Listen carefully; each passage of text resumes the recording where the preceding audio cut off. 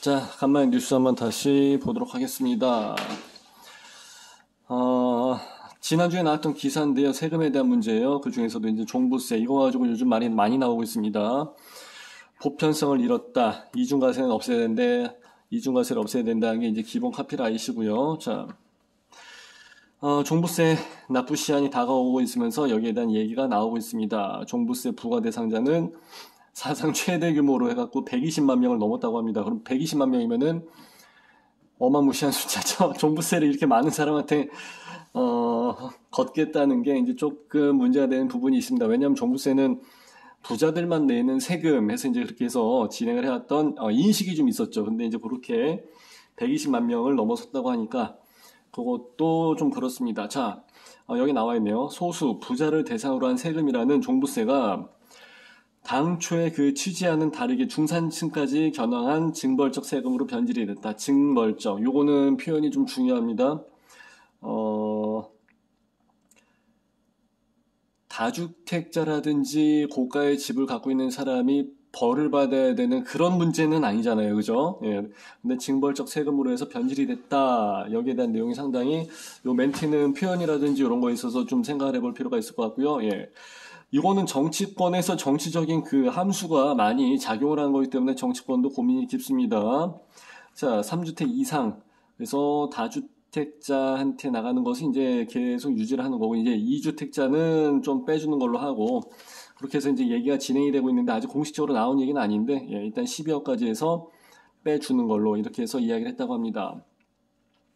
그리고 인터뷰하신 분은 대전지방국세청장으로 계셨던 예전에 그렇게 계셨던 분이기 때문에 그냥 일반 제가 말하는 거랑 아무래도 수준이 좀 많이 다르겠죠.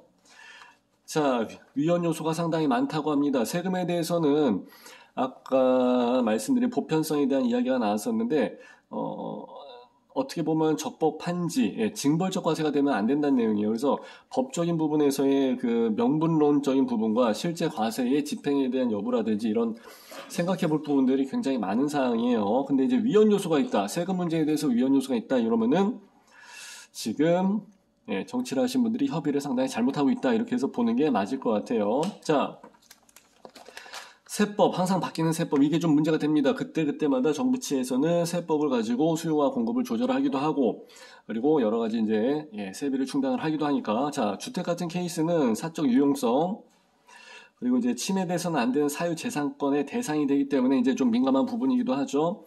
그런데, 자, 임대료에서 이 정도 2천만 원의 수익을 번다고 하는데 종부세로 5천만 원을 낸다고 하면은 매년 3천만 원이 오히려 아까지 난다 그러죠. 마이너스. 이렇게 해서 내게 되면은 이중과세가 되는 부분도 있고 재산권에 대한 부분을 행사하지 못하는 실질적인 마이너스가 되기 때문에 조금 문제가 되는 부분입니다.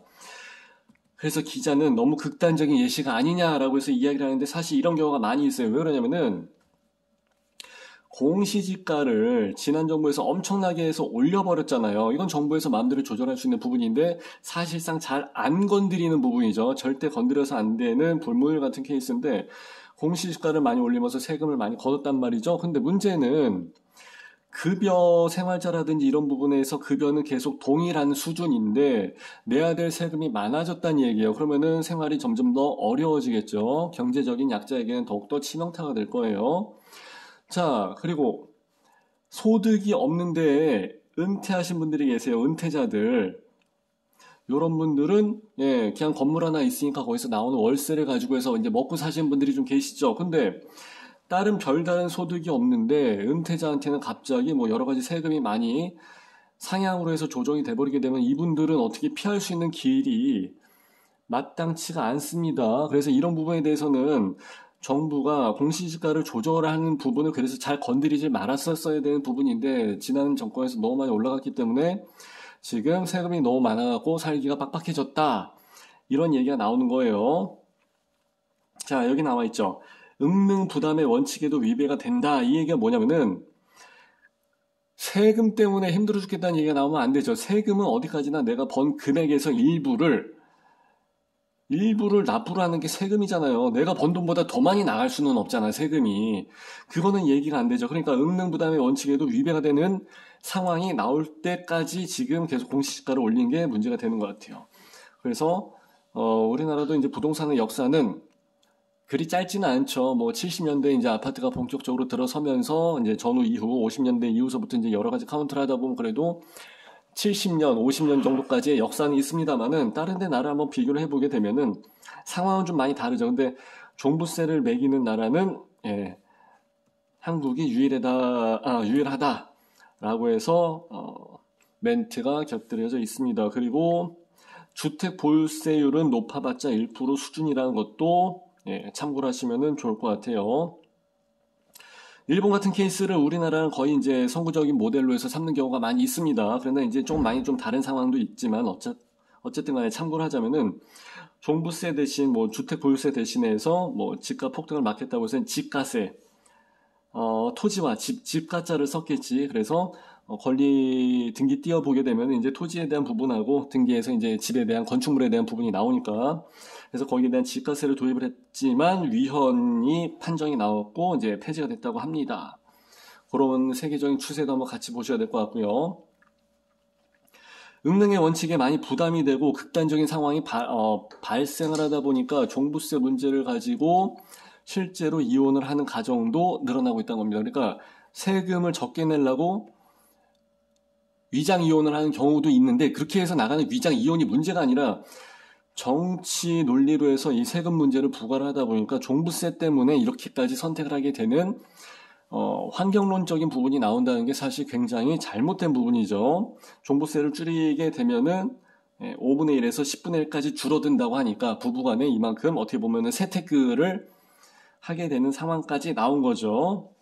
여기 남아있죠. 아까 제가 원인을 생각했던 부분하고 괴를 같이 하는 부분인데 주택 공시 가격이 급격하게 올랐기 때문에 종부세 부담이 전반적으로 커진 면도 있다고 합니다. 그래서 문재인 정부 5년간 집값이 37%까지 올랐는데 이거는 일반적인 얘기고 이제 공시 가격은 전국 평균 100%가량 올랐다고 합니다. 서울은 140%까지도 올랐다고 합니다. 그래서 이제 산술 평균의 함정을 벗어나가지고 이제 실질적으로 보시게 되면 훨씬 더 많이 올라가는 부분도 있다는 거죠. 여기에 세금을 많이 거두려는 목적에서 이렇게 해서 올렸다라는 거죠. 그런데 제가 지난번에도 말씀을 드린 것처럼 한번 지난 편에 방송을 할 때 말씀드린 적이 있어요. 세금 문제를 건드려서 코피 터지지 않은 정부가 없다고.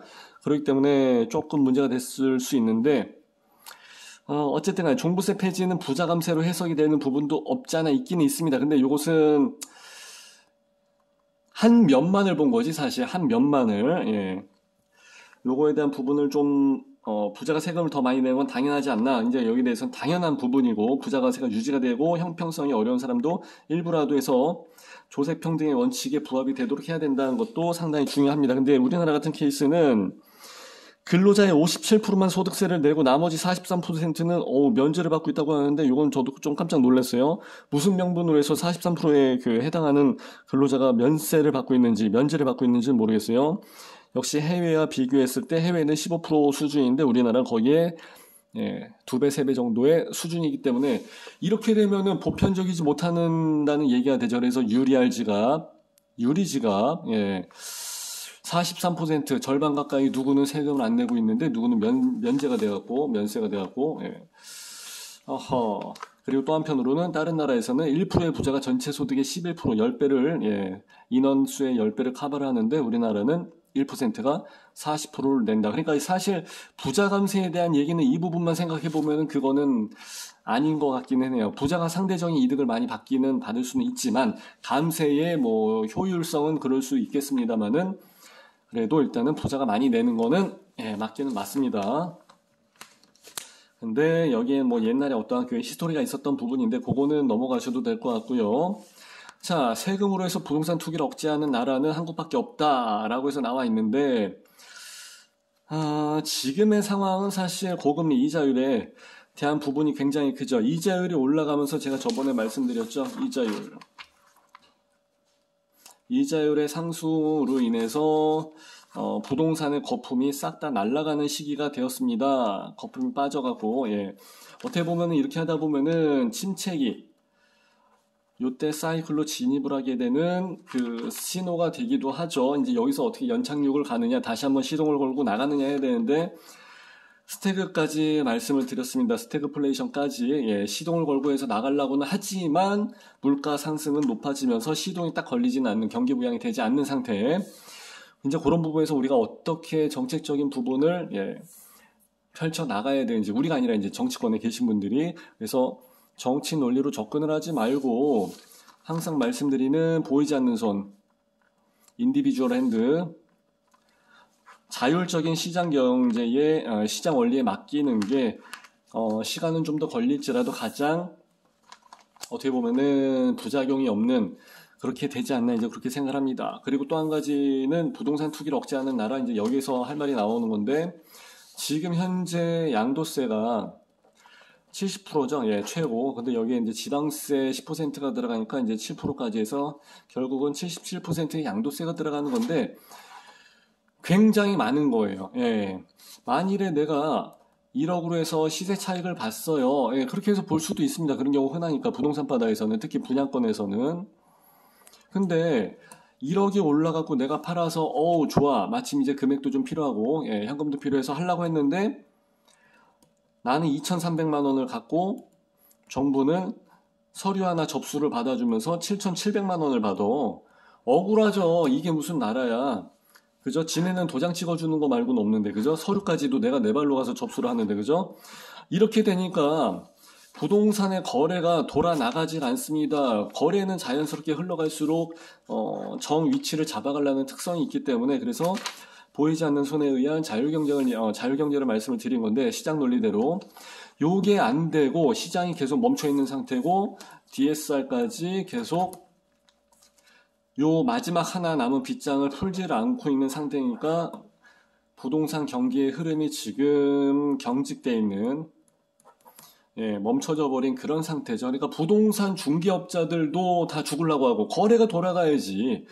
누군가는 팔고 누군가는 살 수 있어야 돼야 그게 이제 자유로운 시장 경쟁이 돌아가는 케이스인데, 이런 식으로 해서 DSR 규제랑 양도세에 대한 규제랑 세금에 대한 규제를 해서 가게 되니까 이 바닥 시장 자체가 움직이질 않습니다.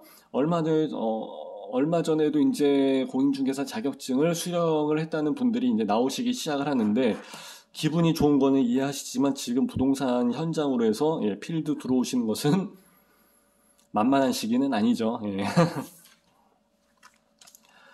자, 세금을 올려갔다고 해가지고 부동산 거래가 이제 막아지는가? 막아지긴 막아지죠. 그런데 여기에 대한 부작용이 굉장히 심합니다. 왜냐하면은 징벌적 과세에 대한 부분을 피하고자 나중에 전가 현상이 일어납니다. 전가 현상. 그리고 요거 전가 현상은 뭐냐면은, 내가 이걸로 인해서 그동안 돈을 많이 못 벌었으니까, 내가 사고 팔고를 많이 못했고 세금을 많이 두드려 맞았기 때문에 임차인에게 전가를 해버린 거예요. 전가.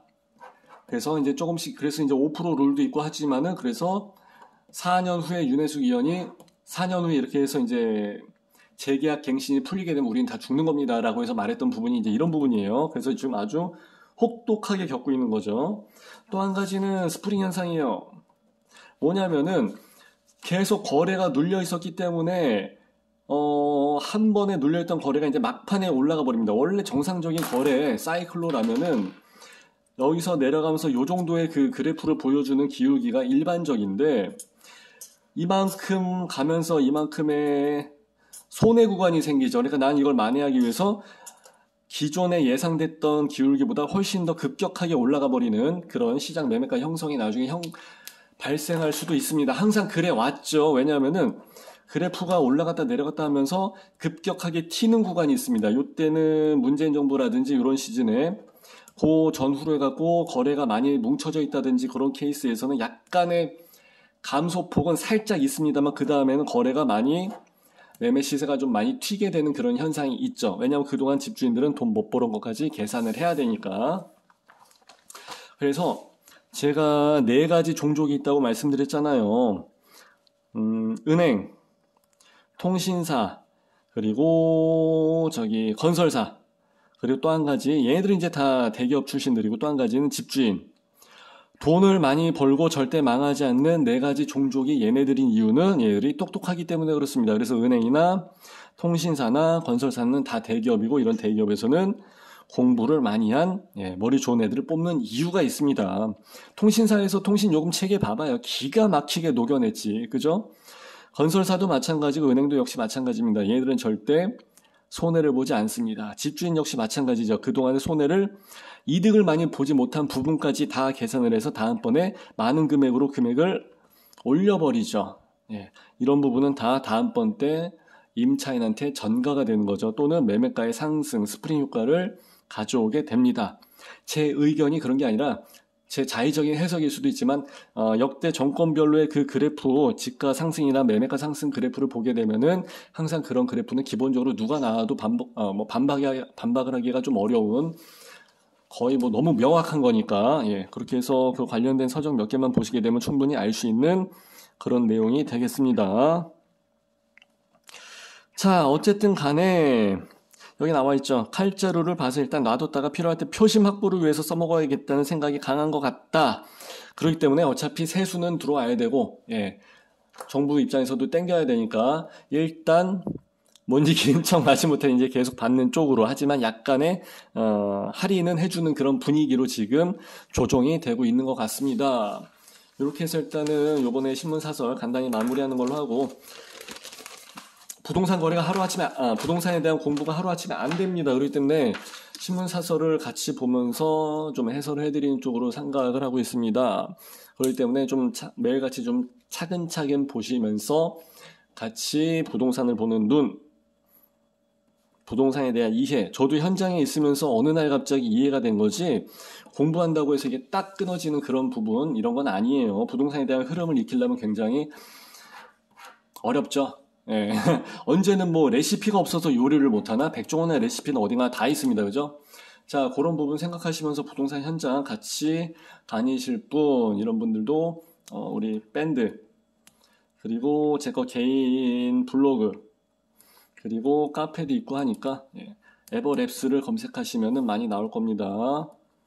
여기서 계속 만나도록 하겠습니다. 자, 오늘 방송 여기까지 하는 걸로 하고 이만 저는 물러가겠습니다. 감사합니다. 빠이빠이. 요거 아시죠? 따봉, 좋아요, 구독, 알람, 플리즈.